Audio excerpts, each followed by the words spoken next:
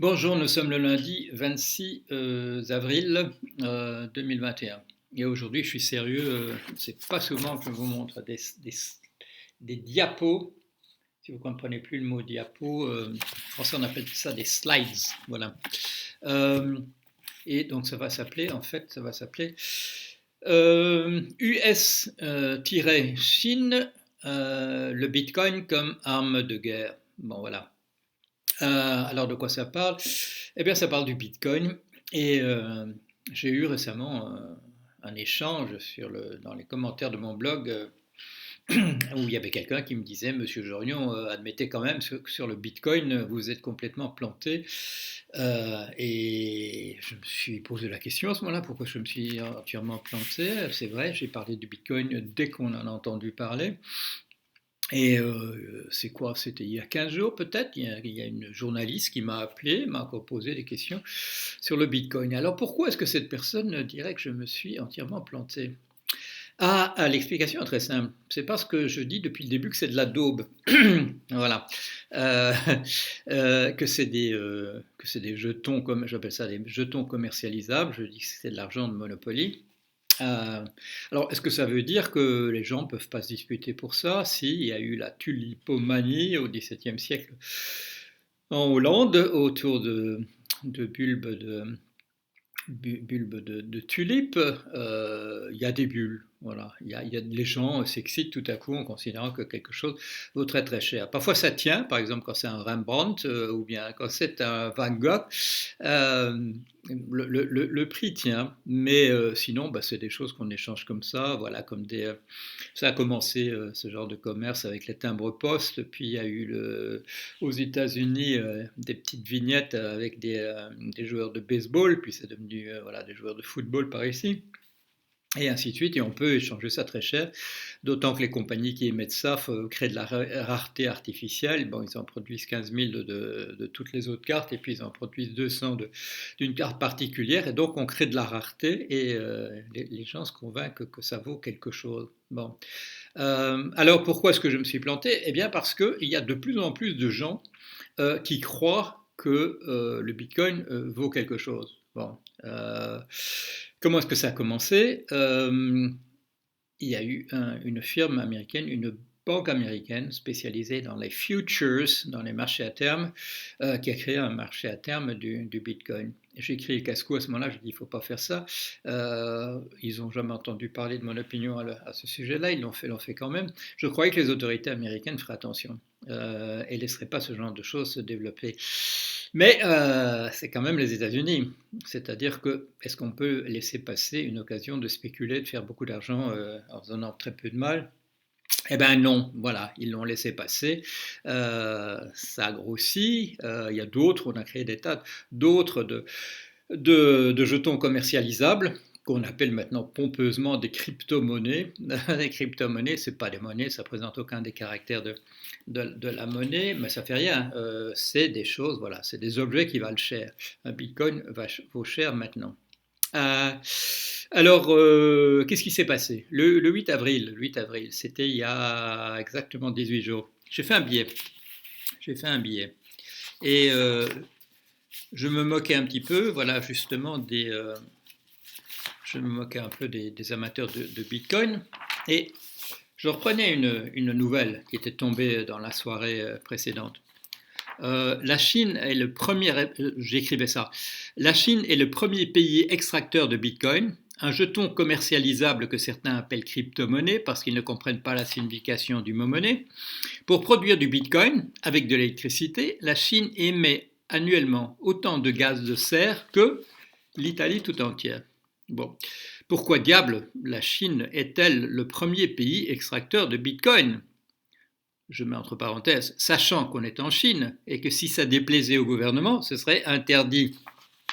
Alors là, je me moquais un petit peu des amateurs de Bitcoin. Je dis, je ne vous donne pas la réponse, juste un indice. Le voici. La Chine est dirigée par le PCC. Et j'ajoutais, bon, je vous aide encore un peu, le P c'est pour parti et le dernier C c'est pour chinois. Donc il restait un C. Alors c'est pourquoi, là j'ai aidé mes lecteurs encore davantage. Imaginez que votre devise soit dans une situation de rivalité, ou pire avec le dollar, ou pire, c'est-à-dire de guerre ouverte, avec le dollar, et que vous voyez des détenteurs de dollars acheter en quantité, avec ces bons dollars sonnants et trébuchants, de l'argent de Monopoly. Allez-vous tenter de, première option, décourager cette tendance, de l'encourager? Bon, c'est-à-dire que je laissais entendre. D'abord, je faisais comprendre que c'était le dernier C qui manquait dans PCC. Le premier étant parti, le dernier étant chinois, celui du milieu c'est communiste. C'est communiste. Je sais, il y a des tas de gens qui vous disent la Chine n'est plus communiste, c'est un pays capitaliste, etc. J'ai jamais cru à ça, même quand des collègues à moi qui avaient passé 6 mois, des collègues anthropologues qui avaient passé 6 mois en Chine sont revenus en disant, vous savez, Jorion, non, non, quel dinosaure, il croit que la Chine est toujours communiste. Eh bien, figurez-vous que, bon, ça se passait une dizaine d'années, et figurez-vous que 10 ans plus tard, je crois toujours que la Chine est communiste. Je reste absolument convaincu. La Chine est un pays qui a réfléchi à comment sortir de la misère à la fin des années 80 et qui s'est dit il faut utiliser un certain nombre d'outils qui sont là à notre disposition, qui sont des outils du capitalisme. Bon, est-ce qu'ils y ont jamais cru? À mon sens, ils n'y ont jamais cru. Voilà, ils font ça le temps qu'il faut et on en voit des signes ce jour-ci. Que quand un truc a assez servi du capitalisme, on le remet dans les boules de naphtaline. Voilà, bon, ça date d'une époque lointaine, ça montre mon âge quand je parle de boules de naphtaline. On le roche et on ne l'utilise plus. Voilà. Et s'il y a des gens qui insistent pour continuer à le faire, on leur fait des procès et on les met en prison. Voilà, voilà comment ça marche. Ce que je ne savais pas, le 8 avril, quand j'écrivais ça, que j'avais été pris de vitesse. J'avais été coiffé sur le poteau, comme on dit, parce que j'ai découvert quelques jours plus tard que exactement 11 heures auparavant, M. Peter Thiel avait fait une déclaration qui avait été reprise par l'agence de presse Bloomberg. M. Peter Thiel, il est connu pour plusieurs choses. Il est un investisseur massif dans le Bitcoin. Et dans d'autres crypto-monnaies, mais il est connu pour avoir créé quelque chose que les gens connaissent, PayPal, qui est une des premières firmes qui vous permet de faire des paiements en ligne sans difficulté. Alors, qu'est-ce qu'il avait dit 11 heures avant moi, M. Peter Thiel? Il avait été beaucoup plus direct, il n'avait pas posé des énigmes en disant est-ce que vous pouvez deviner ceci ou ça. Non, il était direct. Alors, il dit la chose suivante. La question géopolitique que je me pose, c'est que le dollar américain est la monnaie de réserve du monde. Il y a des aspects positifs pour les États-Unis et d'autres qui sont plus problématiques.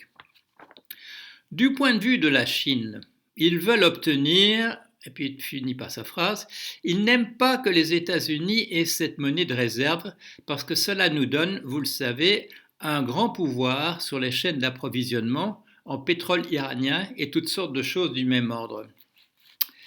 Il ajoute, M. Peter Thiel, donc dans la soirée du 7 avril, même si je suis une personne pro-crypto, pro-Bitcoin maximaliste, je me demande si, à ce stade, le Bitcoin ne devrait pas être considéré en partie comme une arme financière chinoise contre les États-Unis, où elle menacerait la monnaie fiduciaire. Mais elle menace surtout le dollar américain, et la Chine veut faire des choses pour l'affaiblir. C'est en quelque sorte la Chine longue. Là, il utilise un jargon de la finance. Être long, c'est une option, un type d'option qui vous permet de gagner de l'argent si le prix monte et de ne pas en perdre s'il baisse. Pourquoi ne pas en perdre? Parce que vous avez payé une sorte de prime d'assurance, vous avez acheté l'option et ça vous permet de ne pas être exposé pour la perte. C'est en quelque sorte la Chine longue, donc pariant sur la hausse, sur le Bitcoin. Et d'un point de vue géopolitique, les États-Unis devraient peut-être poser des questions plus précises sur la façon dont cela fonctionne exactement. Donc, M. Peter Thiel avait fait, probablement vu des mêmes informations que moi, sur la Chine qui donc produit 80% de ce qui est produit comme neuf de Bitcoin. Moi, j'emploie le mot extraction parce que c'est le mot qu'on utilise. C'est la traduction d'un mot qu'on utilise en anglais, mining, ça veut dire de l'extraction, voilà, creuser dans une mine. En français, parce qu'on voilà, on est très fort, comme avec slides pour un mot pour diapo, on appelle ça du minage. C'est un mot qui n'existe pas. Vous verrez, vos correcteurs d'orthographe vont vous dire que ça n'existe pas, mais ça fait rien. Bon, on a inventé minage pour du Bitcoin, probablement parce que, comme d'habitude, le premier qui a vu mining ne savait pas ce que ça voulait dire. Et donc, voilà, c'est le mot qu'on utilise désormais. Donc, où est-ce qu'on en est? Où est-ce qu'on en est? Il y a donc la Chine, qui pour une raison... pourquoi est-ce que ça n'inquiète pas les gens? Parce que les gens ont des dollars dans les yeux, comme oncle Picsou, et qu'ils se disent, si la Chine extrait du Bitcoin, c'est parce que, comme moi, ils veulent devenir riches. Voilà. Donc ça ne demande pas une explication particulière, surtout pas en termes de géopolitique. Non, les Chinois veulent devenir riches, c'est pour ça qu'eux, ils produisent du Bitcoin aussi. Bien. Je vous spécifie, comment ça marche ce truc, ce truc de minage ou d'extraction. C'est si vous donnez beaucoup de mal à aider que le système fonctionne, on vous récompense. Voilà. On vous récompense, on vous donne des miettes, des centimes, mais des centimes de Bitcoin, maintenant ça compte. Et donc vous pouvez faire ça. Ça coûte beaucoup d'électricité. Alors les gens me diront, oui, mais c'est pas grave parce que c'est se fait en Islande essentiellement, où c'est les volcans donc qui produisent cette électricité avec leur chaleur, etc. Tout ça n'est pas grave, etc. Il y en a d'autres qui vous disent, oui, mais on va réduire la consommation, ça va être, etc. La question pour moi n'est pas essentielle, c'est de savoir, oui, ça produit des gaz de serre, il ne faut pas en faire, donc c'est pas une bonne idée, mais c'est pas ça le point essentiel. Le point essentiel, c'est c'est un truc pour gogo. Un jour ou l'autre, ceux qui tiennent la monnaie peuvent se retirer, ramasser le magot, pardon, et c'est bien, il faut ramasser les mégots aussi, ramasser le magot et puis disparaître. Bon, mais ça c'est l'affaire des gouvernements de s'occuper de ça. Ce qu'il y a maintenant, c'est que la Chine produit de ça et que faire le raisonnement que j'ai fait moi, que M. Peter Thiel a fait aussi, de voir qu'il y a peut-être un rapport entre le fait que ce pays est dirigé par un parti communiste et le fait qu'il produit du Bitcoin, c'est peut-être pas excessif. C'est peut-être qu'on va tirer un jour parti de l'existence de tous ces gougous que beaucoup de gens ont traduit, ont échangé des dollars pour des bitcoins. Vous pouvez échanger beaucoup de dollars et beaucoup d'euros pour des petites cartes de footballeurs qui sont rares. Est-ce que c'est un bon placement? Bon, j'ai mon opinion, je l'ai déjà émise à plusieurs reprises, peut-être pas. Alors, est-ce qu'on est dans une situation où est-ce que la Chine a un effet de levier maintenant? Est-ce qu'elle a créé assez de Bitcoin? Où est-ce qu'on en est? Et c'est là que ma diapo, qui m'a gentiment été produite récemment, qui m'a été envoyée, voilà. Alors, c'est les grandes bulles. J'ai rempli en couleur orange là, à hauteur de 2007-2008. La bulle sur l'immobilier américain, vous la voyez? Vous voyez? Bon, ça c'est cette petite montagne, une petite orange. Vous vous souvenez ce que ça a produit, cette bulle orange, pour le reste de l'économie mondiale et pour de la finance, hein, ça avait quand même un certain effet. Alors maintenant, regardez, tout à fait à droite, là je l'ai recouvert en rouge, c'est la bulle actuelle du Bitcoin. Et j'ai bien surligné Bitcoin en haut, en jaune, pour bien vous montrer. Vous voyez les tailles respectives. Alors, la question maintenant, est-ce qu'avec ce truc-là, on peut déstabiliser le dollar? Ça représente 1% des investissements. Bon, vous le savez, on peut investir dans des tas d'autres choses. On peut investir dans l'immobilier, on peut investir dans l'or et dans l'argent. On peut investir à plein d'endroits. Le Bitcoin, ça représente 1%. 1% sur le marché financier, 1% des sommes qui circulent, ça fait des sommes énormes. Souvenez-vous de monsieur Kerviel qui avait droit à un bonus de 600 000 euros. Ces 600 000 euros, c'était du 0, si j'ai bon souvenir, c'était du 0%,01.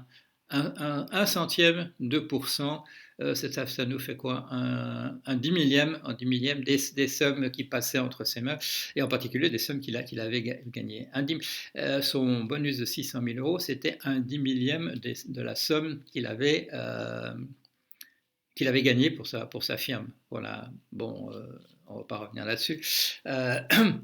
Voilà. Alors, vous avez vu, il y a une bulle.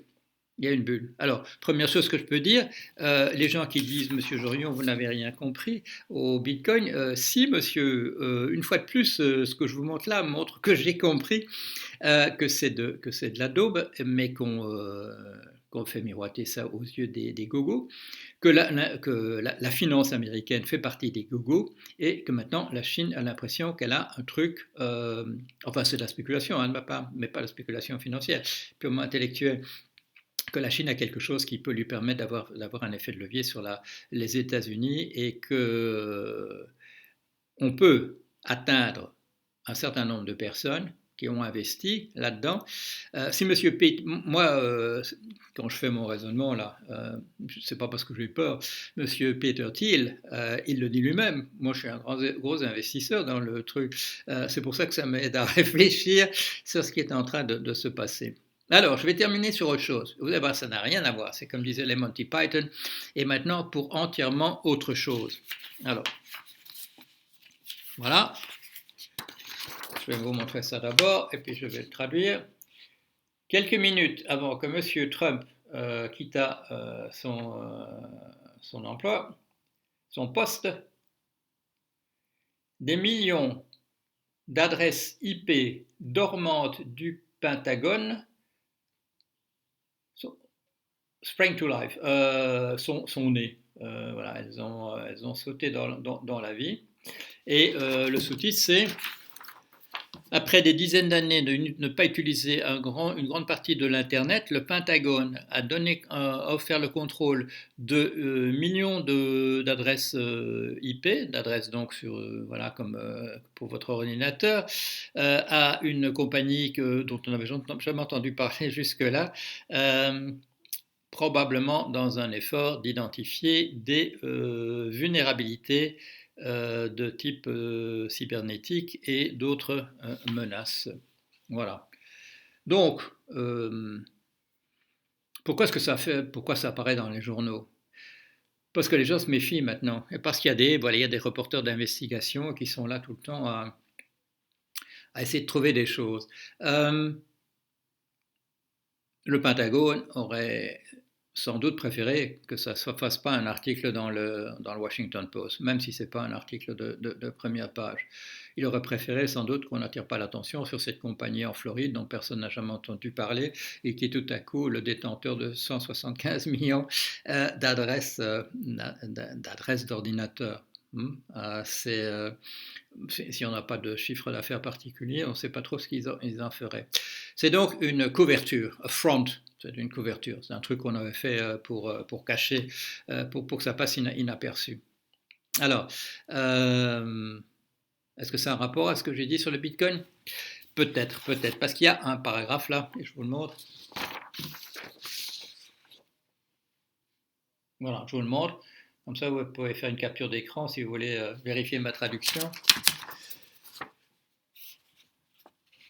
Les données qui pourront être recueillies grâce à ces adresses pourraient peut-être faire apparaître des acteurs malveillants, et pourraient révéler certaines faiblesses dans les réseaux d'ordinateurs.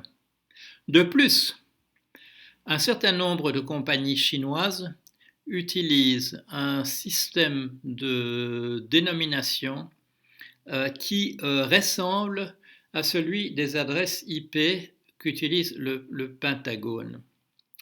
En annonçant qu'un certain espace est libéré par le biais de cette compagnie Global Resource System, il se pourrait que... Ah non, j'ai mal traduit le début de la phrase. Si l'on s'adresse à cet espace d'adresse IP euh, qui a été libéré et qui appartient maintenant à Global Resource System, il se pourrait que certaines de l'information envoyée aux compagnies chinoises se trouve divertie accidentellement par ce système contrôlé maintenant par le Pentagone. Alors, à quoi on peut rattacher ça? À ce truc qui était apparu dans les derniers mois de M. Trump, c'était que le système cybernétique américain est entièrement espionné, est entièrement pénétré par des observateurs qui sont entrés grâce à voilà, à une backdoor, une porte d'arrière-cour qui n'avait pas été vue par la compagnie Microsoft et en particulier par un distributeur de mise à jour qui a infecté 18 000 compagnies ou agences d'État américaines. Et aux dernières nouvelles, on ne sait pas encore exactement où tout ça se trouve. Mais qu'est-ce que les Américains viennent faire avec ces 175 millions d'adresses IP qui appartiennent de fait au Pentagone, même si elles sont sous-louées en ce moment à un front, à une agence qui est une couverture. Euh,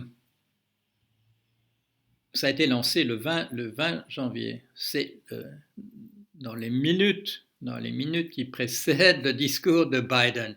C'est une mesure du nouveau président. C'est une réponse préparée à l'avance, évidemment, pour ce jour-là, à cette infiltration de systèmes, des systèmes cybernétiques, la grille électrique, voilà, des dossiers du Pentagone, des informations sur la gestion des silos d'armes thermonucléaires. Enfin bon, ils sont vraiment mal. Moi, j'avais écrit aussitôt, les États-Unis ont perdu la Troisième Guerre mondiale. C'est bien possible qu'ils l'aient perdu. Bon, en tout cas, voilà, donc ils étaient prêts pour que le 20 janvier, quand Biden prend la main, il y ait quelque chose d'une réponse. Et là, on a des éléments d'une réponse. Les Américains avaient attribué l'infiltration essentiellement aux Russes, mais ils ont sûrement un œil aussi sur les Chinois. Et là, cette mesure, enfin, on ne sait pas exactement, mais il y a quelque chose qui a à voir avec la guerre généralisée entre la Chine et les États-Unis, qui est la prochaine grande guerre. Enfin, elle est déjà engagée, mais elle n'est pas encore engagée sur le terrain d'une manière ou d'une autre. Et les Chinois ont le Bitcoin, et maintenant les Américains montrent qu'ils ont 175 millions d'adresses IP dont on ne sait pas exactement ce qu'ils vont faire, mais il y en a beaucoup qui ressemblent à des adresses utilisées par des compagnies chinoises. Donc c'est ça, voilà, c'est ça. Euh, Ce qui montre qu'il ne faut pas être, justement, il faut pas, si vous m'avez suivi jusqu'ici, il faut pas être naïf sur des trucs comme le Bitcoin, il faut regarder ce que c'est, il faut suivre ça. Moi, je suis l'actualité de ce truc-là. Je dis c'est un truc pour gogo parce que si vous me dites, Monsieur Jorion, est-ce qu'il faudrait que j'investisse dans du Bitcoin, je vais dire, mon pauvre ami, non, n'importe quoi. Hein. Investissez dans des radis, des navets, je ne sais pas, dans du Célérira, mais pas dans le Bitcoin. Pourquoi? Parce que vous allez être ratissé un jour ou l'autre. Voilà. Alors voilà, je vous fais la preuve que je continue à comprendre comment ça marche et que je ne fais pas encore partie des gogos. C'est pas toujours facile, hein. Je me souviens, moi je travaillais dans une boîte américaine, dans une banque américaine, à l'époque de la bulle de l'Internet, la bulle des startups, comme on disait en français, encore un bon mot français. Euh, et, euh, et mes collègues étaient là, ils savaient que je ne mettais pas mon argent, le peu que j'avais, et ils savaient que je ne le mettais pas j'achetais pas des actions. Et ils étaient là, et ils ricanaient, et ils se montraient, regarde, maintenant j'ai 3 fois autant que ce que j'ai mis, 4 fois, etc. Bon, et le jour où tout ça s'est écroulé, où ils avaient perdu, en plus, ils avaient perdu leur mise et qu'ils étaient gris, j'ai rien dit. J'ai rien dit. J'ai rien dit. Bon, mais Moi, j'avais toujours le moral. Et eux, ils l'avaient pas. Ils avaient perdu de l'argent dont ils avaient besoin pour autre chose. Aussi, j'espère que vous m'écoutez, si ça vous effleure de mettre de l'argent dans du bitcoin ou de crypto-monnaie, jetons commercialisables quelconque, ne le faites pas. À moins que vous soyez comme Monsieur Peter Thiel, que vous pouvez mettre 1 milliard là-dedans et que si vous le perdez, vous ne verrez pas la différence. Mais sinon, si vous êtes comme moi, le faites pas, le faites surtout pas. Allez, à bientôt.